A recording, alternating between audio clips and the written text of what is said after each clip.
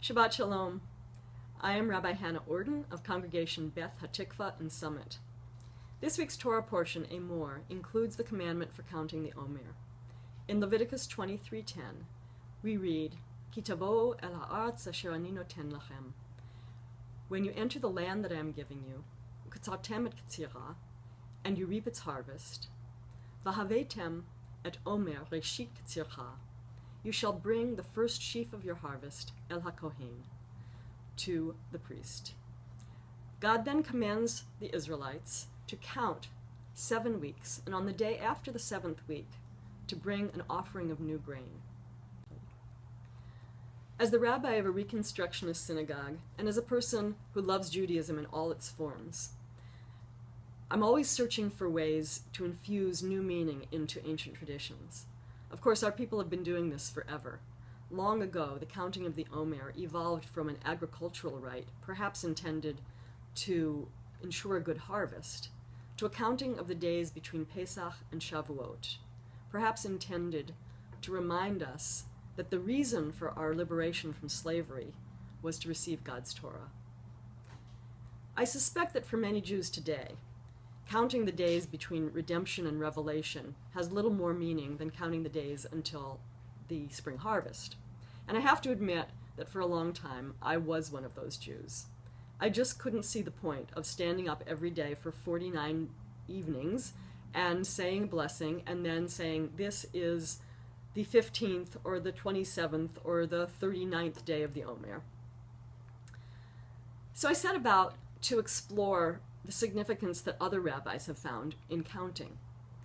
And I'd like to share with you some of what I discovered, because it inspired me to count the Omer, and I hope that it will inspire some of you as well. The great Jewish scholar and theologian Rabbi Joseph Soloveitchik teaches that this practice of verbally counting days and weeks makes us aware both of where we have been and where we are going, thus evoking a sense of movement from one state of being to another. Time in Jewish consciousness is purposeful and directed, ripe with potential, and filled with meaning. Yet even as we look toward the future, counting each day forces us to acknowledge and appreciate the significance of the moment. Every day presents us with the choice to stay where we are, to revert to where we have been, or to progress toward fulfilling our destiny.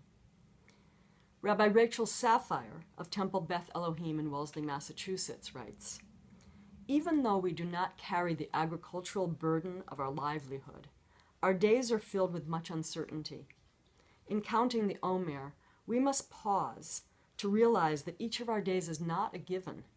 We are vulnerable, exposed to the rhythm and chaos of this mysterious world.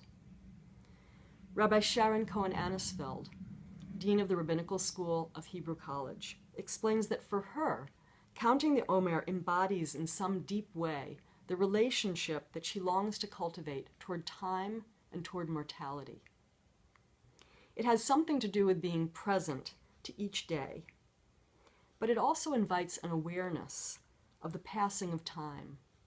She says, it feels very powerful to be asked to bless the counting, as if I'm blessing both the day itself and the mystery of time passing, and even the awareness that my own days are limited. And she adds, when I count the Omer, I always think of Psalm 90. Limnot yamenu ken hoda, v'navo lavav chochmah. Teach us to number our days, that we may attain a heart of wisdom. Each of these rabbis points us toward an awareness that every day, every moment is a gift. When we count the Omer, we are reminded of the passing of time, the movement of our lives, and our own vulnerability. We are also called to consider our purpose and where we are going. I want to wish everyone a sweet Shabbat and a meaningful counting of our days as we approach Shavuot and the receiving of Torah, which gives meaning to our lives.